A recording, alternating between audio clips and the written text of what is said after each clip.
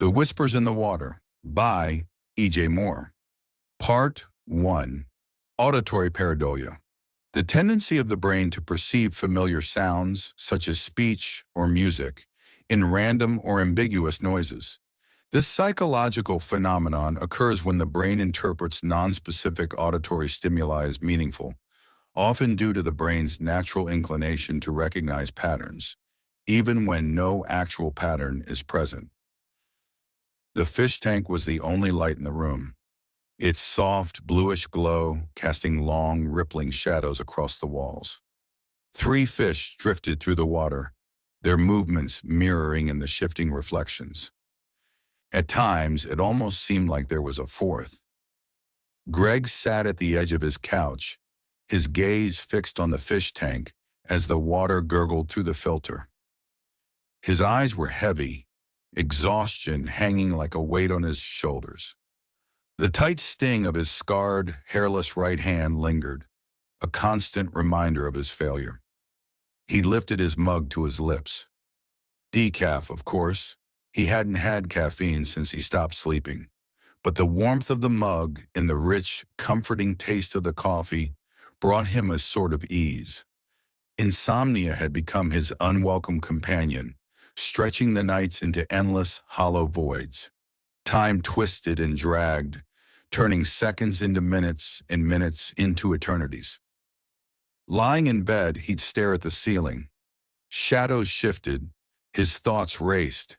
Eventually, the silence swelled unbearably, thickening and folding in on itself. That's when he'd get up to watch the fish. Their slow, rhythmic movements, gliding through the water, untouched by time, offering a fleeting sense of peace. The soft, bubbling water had become a comfort, a sanctuary for his unrest. At first, it was just faint murmurs, barely noticeable, soft, indistinct sounds rising and falling with the gentle ripples of the water. He attributed them to his exhaustion, a product of his sleepless nights. But each night they grew louder, clearer, more distinct, until they began to seep into his consciousness like a slow poison. It was on the 74th hour of relentless wakefulness in his most recent bout of insomnia that the murmurs had become whispers. And the whispers, undeniable. Stumbling out of bed, his mind foggy with exhaustion, he wandered toward the bathroom. As he passed the tank in the living room, something stopped him. A strange feeling, as though something about the tank had changed. He blinked, rubbed his eyes and stepped closer, squinting. Was it bigger? No, brighter. The colors were sharper, somehow more vivid, but it was hard to focus. His gaze slid over the tank like it was out of place, an unsettling presence in the dim light. The whispers returned, a low, gravelly mandala of voices echoing inward. He froze, his heart thumping like fists on a locked door. One voice rose above the rest, sharp and cold. "Beware!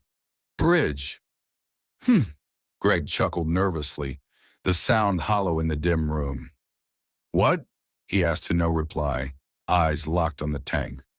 He poured himself another cup of coffee and sat on the couch to watch the fish. Part 2. The next day, on his way to work, the bridge Greg usually crossed was closed off. He pulled over to ask a police officer what was going on. A car had plummeted off the old bridge. A family of 4 was dead. An anchor of nausea dropped in his gut as a cold sweat beat at his brow. Images of a raging fire flashed through his mind.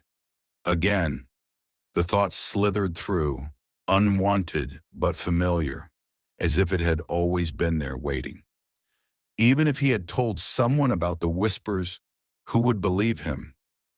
Dragging himself through his shift at the grocery store, Greg's body moved on autopilot while his mind raced. The scar on his hand throbbed, a phantom heat licking at his skin.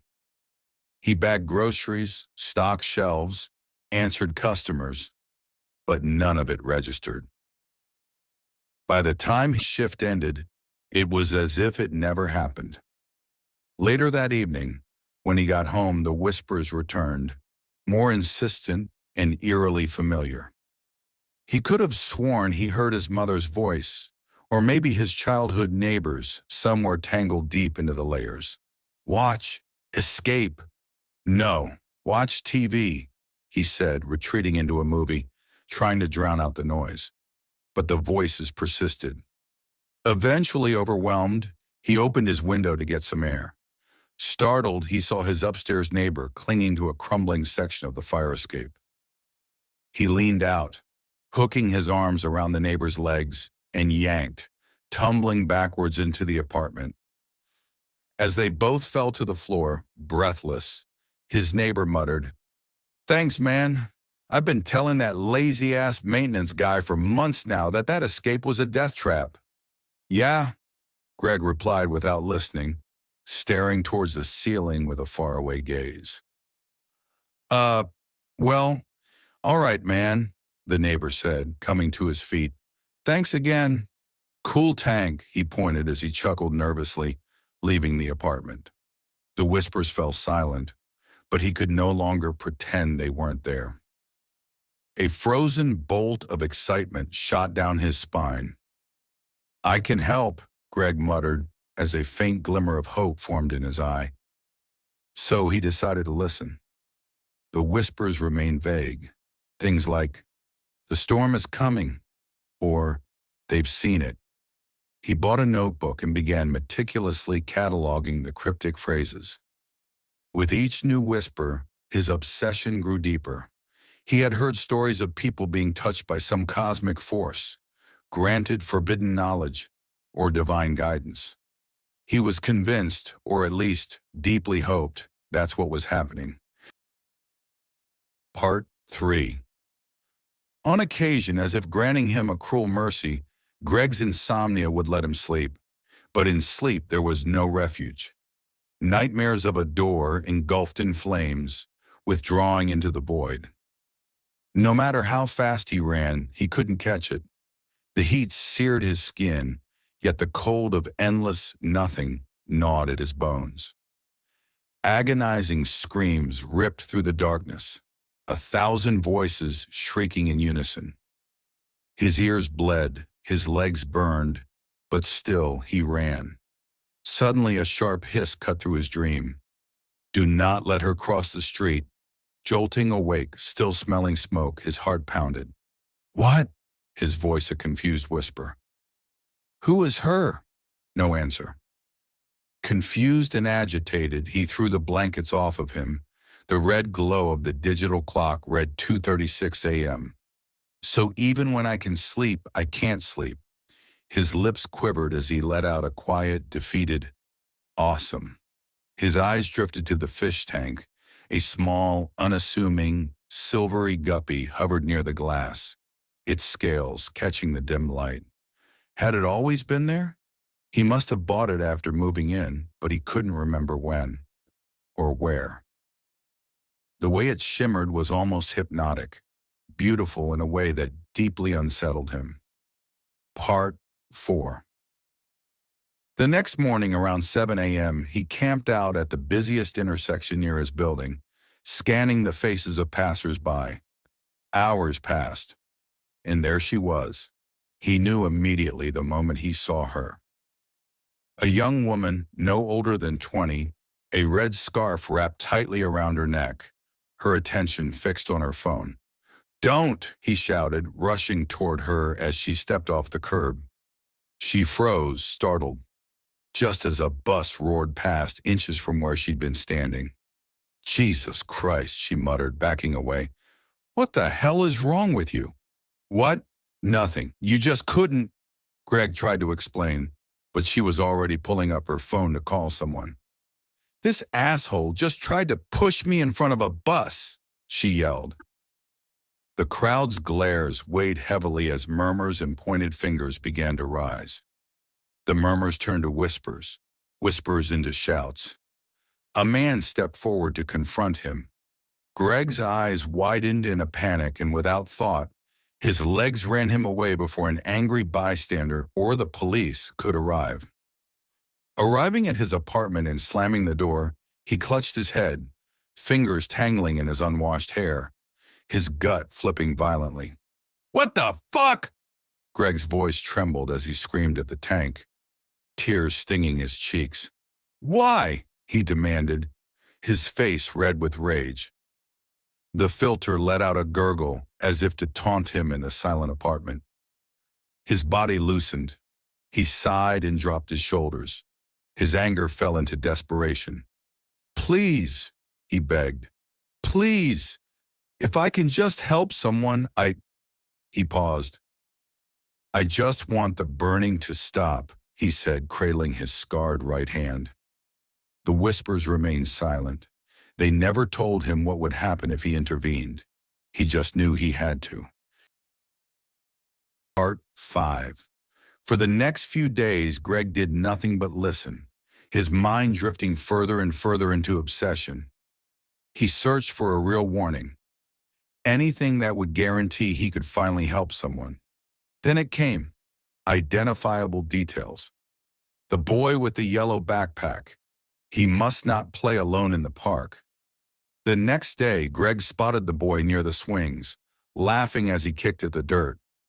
His stomach twisted as he stumbled toward the couple standing closest to the boy, his voice barely more than a rasp. "Please, just take him home. He can't be here." To his surprise, they didn't argue. They exchanged a puzzled glance, hesitated, then silently scooped up the boy and quickly walked away. The boy stared over the stranger's shoulder at Greg with a look of confusion as the couple loaded him into the back seat. Moments later, their white SUV disappeared down the street. Greg breathed a shaky sigh of relief. It was the first time he had felt a sliver of control. That night, scrolling through social media, a post caught his eye. A news alert. A child had been kidnapped from a local park and murdered. His body was found in a pond. The article included a photo. The boy from the park, Greg's eyes widened as his breath caught in his throat. "David Weiler, age 7, the caption read. It was a picture of his first day of school, a great big smile and a bright yellow backpack as he stood between his parents, two people Greg had never seen before. Police are searching for an unidentified couple last seen driving a white SUV, captured on CCTV footage heading, as all sound started to fade. Greg's body stiffened as the color drained from his face. Paralyzed with shock, he lay there as the next few days passed. All at once, it had all become too much, the last thread of his sanity stretching to its limit. Greg stopped eating, stopped sleeping altogether, stopped going to work. He just sat in front of the fish tank, rocking, listening. His apartment, now completely trashed, had become a prison. The fish tank, his warden. The whispers grew louder, filling every moment with an endless, overlapping chorus. They weren't just warnings anymore. They knew him. You cannot save them. You never could. I never could, he repeated, nodding his head, rubbing his scar. The memory played on repeat. Years ago, when he was 17, his home went up in flames. He ran outside the moment he smelled smoke, gasping for air in the cool night. Instantly, a terrible realization struck him. He was alone. Then, the screams. Without thinking, he turned back. The front door loomed before him, smoke billowing through the cracks. Heat slammed into him, a suffocating wall of fire and ash. He hesitated, just for a moment. Then he moved. But it was too late. By the time he had forced the door open, the fire had already consumed everything. Heat lashed out, searing his right hand. A final blistering kiss, branding him with a memory he'd never escape. His mother, his father, his older sister, and his little brother, all gone. The guilt clawed at his chest as if it might rip its way out. But the whispers delighted in that memory, gnawing at the wound until it festered. A cruel test he was doomed to fail again and again. Part 6. All alone in his dark apartment, taunted by the fish tank, time collapsed in on itself. He felt as if the days were choking into weeks, weeks rotting into months. A relentless epic of warnings, each one twisting into another failure, another death. Greg stopped counting, stopped hoping. The whispers never ceased, never faltered, only grew louder, drowning out his thoughts, his sanity. This can't be real. It can't be. His rationale clawed for something safe, anything, but the world no longer had edges to grasp. Then suddenly the whispers changed. They became angrier, hotter, more direct. "Your time is near." His chest tightened. "What do you mean?" he whispered. The whispers did not explain. Instead, they demanded, "Look closer." He leaned forward, his face inches from the tank. The water rippled, distorting the reflections of the fish as he blinked. Something moved behind the glass. The whispers grew frantic. "You cannot escape it. The end comes for you." His breathing grew ragged as he stared into the tank, his reflection. A hollow-eyed man, fraying at the edges, staring back. And beneath the water, something else stared too. It had been watching all along. "You have failed," the whispers declared with a cold pride. A cruel, twisting rage bubbled up inside him. "Shut up, shut up. I tried. I did my best. I just wanted to fucking help," he screamed, grabbing a heavy book, smashing it, and his hand into the tank. A splintered fragment sank into his wrist, stinging immediately. Glass shattered. Water gushed out, soaking the floor, darkening with the fresh blood leaking from his left hand. The water taking claim to what the fire had spared. One fish flopped helplessly in the chaos. A small, unassuming, silvery guppy. Or, at least it had been. As Greg watched, its body began to twist and writhe, its form changing in impossible ways. The creature that emerged was no fish. Its skin shimmered like liquid mercury, rolling over itself in all directions. Its limbs unfurled into a coil, stretching endlessly yet never growing. A strange hum punctuating each gliding movement. It had no face, but he could feel its cold, unrelenting gaze boring into him, clawing at his sanity with prying fingers. The smell of rotten seaweed and burnt sugar drowned the apartment. Reality wobbled as if the thing's presence defied the space it occupied. The whispers swelled into a deafening roar, smothering any scream Greg might have made as the creature lunged, not with movement, but sheer presence seizing his scarred hands. It didn't just engulf him, it was consuming him.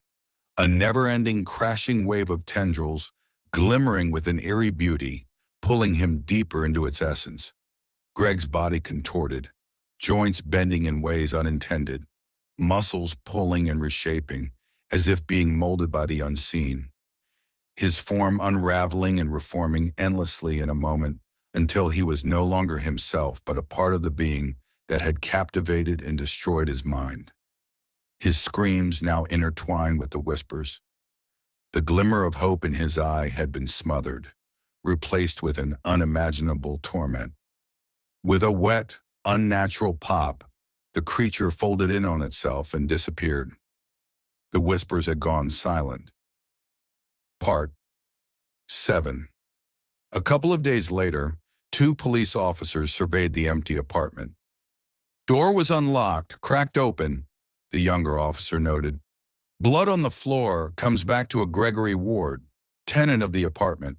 The fish tank is shattered, but no sign of him," as he lifted his hands with a quick shrug. Neighbors say he almost never left his apartment but started ranting and rambling to himself at all hours, the older officer said, nudging one of the small plastic fish on the floor with the tip of his boot. Lady downstairs said it all started about 2. He stopped and glanced around. Do you hear that? Is there someone else here? He asked the younger officer as he inspected a nearby closet. The younger officer raised an eyebrow, forced a frown. No, he said, shaking his head. I cleared the apartment myself. We're the only 2 here, man. Right, the older officer grumbled, his eyes darting around the room with suspicion as he continued. Well, the lady downstairs said it started about 2 weeks ago. Saw him leaning out the window, hugging the air before throwing himself backwards into the apartment. The younger officer chuckled. Sounds like he went crazy, broke the tank, hurt himself, and just left. This isn't a joke, kid, the older officer snipped. Just do your job. The officers quietly finished their report, wrote up a missing person flyer, and left the apartment. The flyer was tacked onto a bulletin board downtown, where it quickly disappeared under layers of other notices, forgotten by everyone who passed by. Back in the top-floor apartment, the shattered fish tank lay silent. The water had dried, the glass was gone, and the whispers had ceased. But in the faint glow of the streetlights outside, the shadows on the walls seemed to ripple, as if the tank's secrets had seeped into the very fabric of the room, waiting for the next restless mind to listen.